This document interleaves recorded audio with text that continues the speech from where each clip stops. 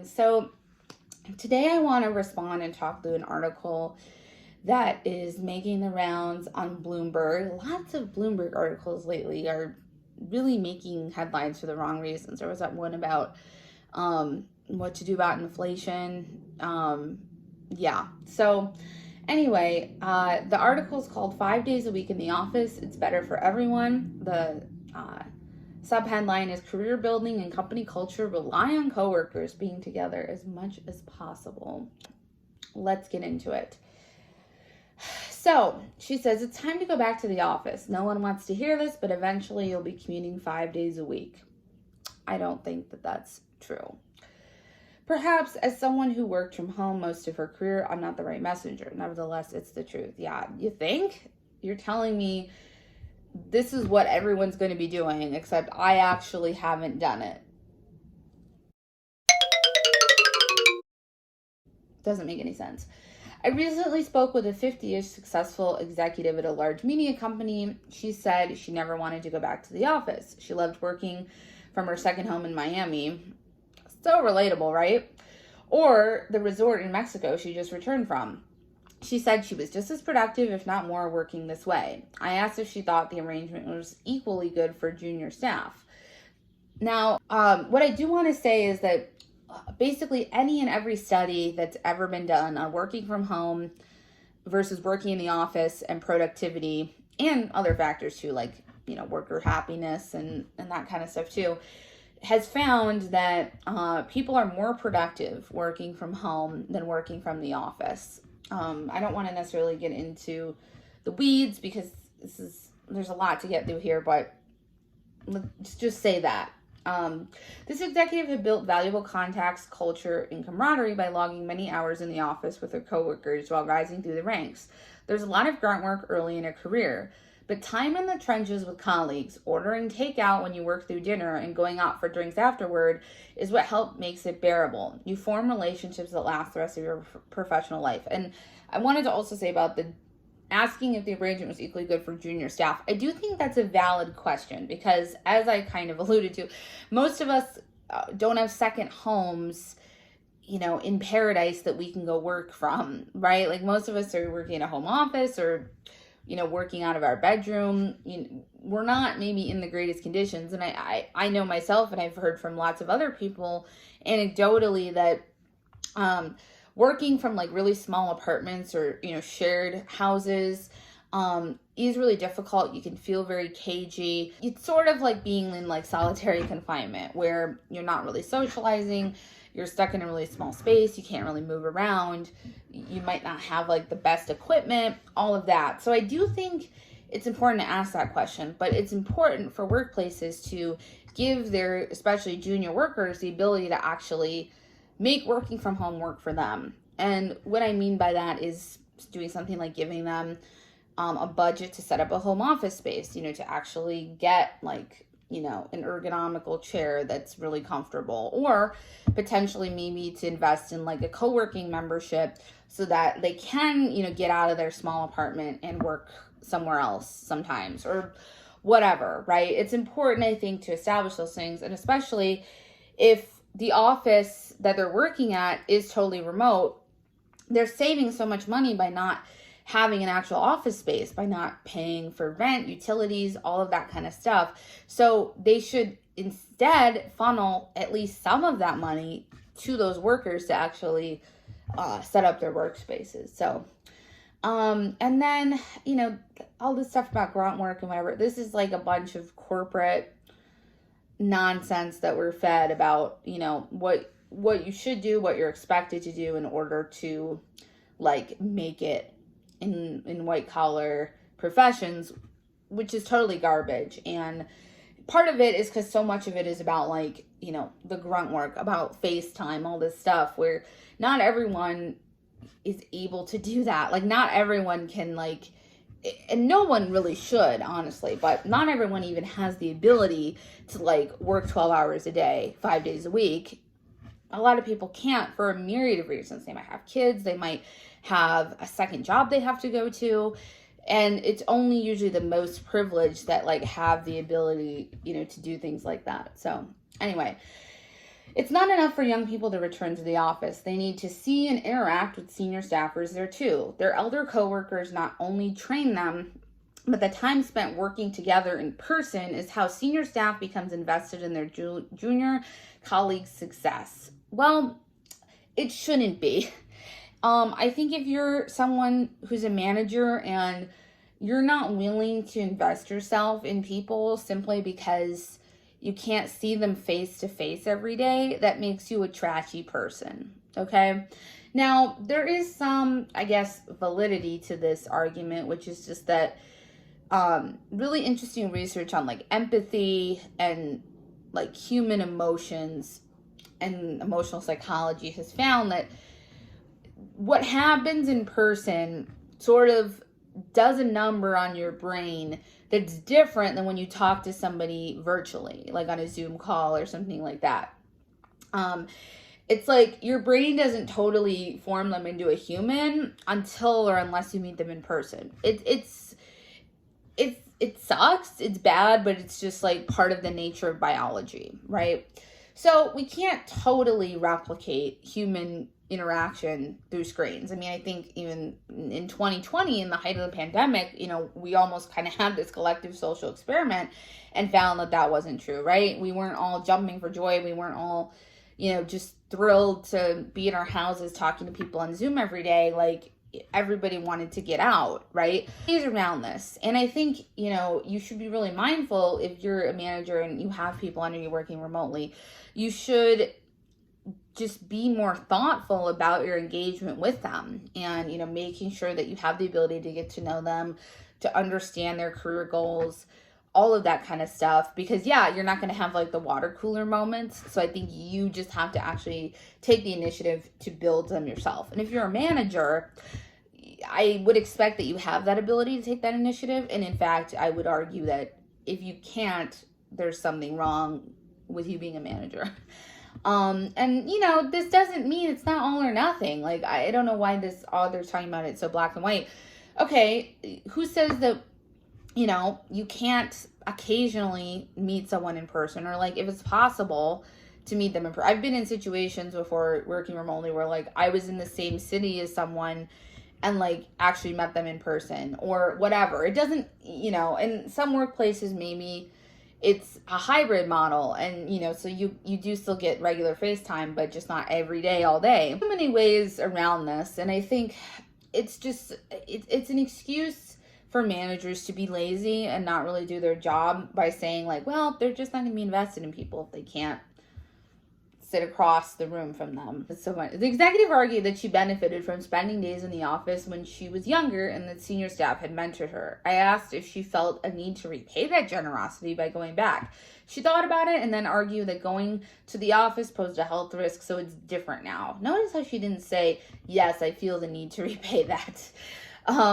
So yeah, I think that kind of just summarizes everything I just said, where I think, all of this is like, these are excuses. These are this smoke and mirrors of management. Returning to the office is critical, not just for training younger workers, but also for establishing office culture at all ages. If you don't see your coworkers regularly, it's easy to forget you like them. Who says you like them? First of all. Second of all, who says you have to like them? You're fucking coworkers. You're not family, right? You're all there to make a paycheck. I think you don't have to like people you work with. You just got to respect them and tolerate them. And, I think office culture in general is kind of nonsense. Like, this is why people like working from home, is to not deal with that. Of course, it's still going to exist in some way, but I think it can make things more transparent in a sense. We have to like say a lot of things in order for them to be said, and there's not all these kind of like side conversations happening. You can actually see the culture in a more transparent way. An otherwise friendly person can turn into that manager who exists solely to prevent your great ideas from coming to fruition, or the bore droning on too long in virtual meetings. That happens in person too. It's not like people are just short-winded and succinct in their points in meetings in person. I don't think that has like any relationship whatsoever. True, going to the office may feel like a waste of time. It involves putting on nicer clothes and commuting, sometimes for long distances. Research by Stanford economist Nicholas Bloom and his Co-authors estimate that working from home during the pandemic increased productivity as much as 5%, largely from avoiding a commute and having more quiet time. But he explained over email that there can be too much of a good thing. I see work from home's impact on productivity a bit like going to the gym. Great in moderation, but problematic in excess. Now, the studies I've seen have cited much higher numbers in productivity than 5%, but, whatever. That's him interpreting the findings, which is a value judgment. So 5% can be huge as far as like revenue and profits go for a lot of companies. So also don't be fooled by that. He is concerned about the long-term impact on productivity from working too much from home. He says you need about 3 days in the office for many jobs to facilitate creativity, innovation, and culture building. Again, a reaction to data, but I don't agree with that at all. Culture retention and training is probably why many bosses are demanding people return to the office. Getting over a collective action problem usually requires a little nudging. But the problem here is that the nudging might not work. Bloom finds that requiring an office presence can make less competitive for talent. Less competitive for talent. Yeah, of course it does. Because if you have to go to the office, that limits how big of a talent pool you can draw from. Because if it's remote, presumably you could hire anyone, at least in your country, to work for you. But when you're talking about a certain geolocation, okay, well, that limits the pool to basically people who live in and around that area. So, yeah, of course it cuts the ability to be competitive for talent. Obviously, that's just a numbers game. As much as 15% of people say they plan to never go back to in-office work. That's about one, so it's like 1 in 6. Yeah, and I think that's also like a point of why employers just need to deal with the fact that that's the new reality. Because if 15% of people are never going to go to work unless it's a remote job, then like just the way that supply and demand works, every conservative's favorite point to bring up in these conversations, then the demand for remote work is just going to necessitate that employers offer it, like straight up. So why not just go back 2 or 3 days a week? Bloom's survey suggests that what most people who can work remotely plan to do. Okay, so then what's the fucking problem? He thinks a hybrid model may be optimal productivity-wise since it balances saving commuting time with enough in-person time, and the return to the office will probably start that way. But it may not be sustainable. Eventually, the working from home option may become equivalent to the idea that you don't have to answer your email on the weekend. Technically, it's a choice, but not one you can really make if you want to advance. Showing up every day signals more dedication and offers the opportunity to volunteer for big assignments, or just chat over coffee and decide something important with the other people who showed up that day. Oh my gosh, do I have thoughts about that last paragraph. So, first of all, she said it may not be sustainable, which is based on it is Bloomberg opinion, but it's complete opinion. There is absolutely nothing backing that up. I don't see why a hybrid model is unsustainable. Literally, the researcher she's quoting from that she interviewed suggested that is going to probably be what happens. And then she's saying it's not sustainable. Like, according to what? According to your simplistic mind? Yes. Your authoritarian instincts? Absolutely. Going into this whole, it's analogizing it to answering email on the weekend. Technically it's a choice, but not one you can really make if you want to advance. First of all, this is everything that's wrong with corporate America. Like right there, right in that sentence is everything that's wrong. You don't have to answer your email on the weekend. You don't. I know it's, legally, no, we don't have protections for things like that. They do in France and in a couple other countries. That actually have instituted laws that you cannot require or hold your employees accountable for not answering calls or emails or other work-related communication outside of working hours. But I think the fact that people do this is why it's tolerated and then unfortunately considered like the one thing that people actually give a shit about when it comes to like promotions and opportunity for advancement. Like, you shouldn't be required to answer your email on the weekend. Nobody should be judging you negatively for not answering your email on the weekend. It goes back to the whole thing I talked about earlier with like, oh, staying late and then like bonds you to your colleagues when you're early in your career, like working 12-hour days. Not everybody can do that. You know, some people have weekend jobs, some people have kids, some people have other responsibilities, some people just don't have like the stamina. And humans aren't even really designed to work 40 hours a week, which is a whole other subject. But like answering email on the weekend, I actually think is counterproductive. You can be great at your job. You can be better than X, Y, and Z other coworkers. You can get more results. You can be more efficient. You can be more effective. But you don't answer your email on the weekend and like Ted over here does. And so they're going to give a promotion to Ted.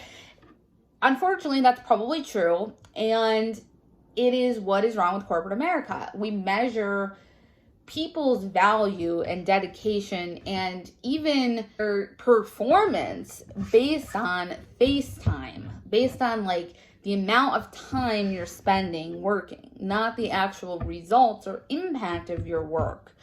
It is egregious. And the fact that she's like advocating this point of view is just, it's befuddling. I don't even know what to say when people like state this and they think it's a good thing, or that it just makes so much sense. It's just so obvious. My God. I said before, I think this article is garbage. I think as workers, which I don't currently work from home, but that's another story, we have to like demand that working from home stays. And I think this is the crucial period to do it, because if they just are able to like force everybody and like herd them like cattle back to the office, it's going to be so hard to then like get yourself back from home, right? It's like when you're in the condition, it's easier to fight to stay there. And that's the time to fight and wage that battle.